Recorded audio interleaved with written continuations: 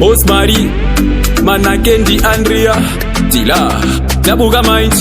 Zwana Via Rizipo Ngarimbo Mirahu Ndagambo Kia Do Repa Next Do Mwarinzwa iwo Magore ndodamo Kusiya piano Pangatoita wo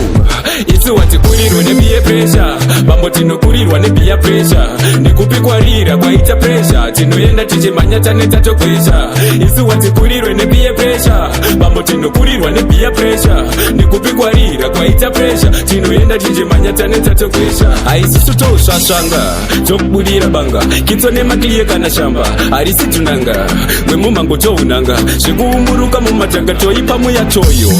Nifoya Apana chekunyara pano apana ambuya Ebia isi bia chero mamera tokuya Tochipa mairi Shemusi uya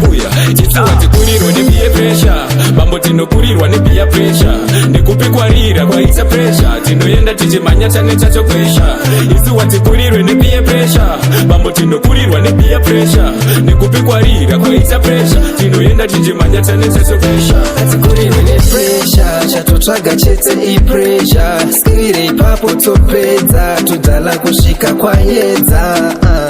Peer pressure ina basi But kana dolo riripo Imwa hadure nona Kairujo kumashamba Jazma piano wachitamba kulibanika step Kengutako wachifama Abia kushika randi bata Dira One for me Kushika ndazara Dira Ita Shinoni peza nzara Dira Copy that Topeza diri dia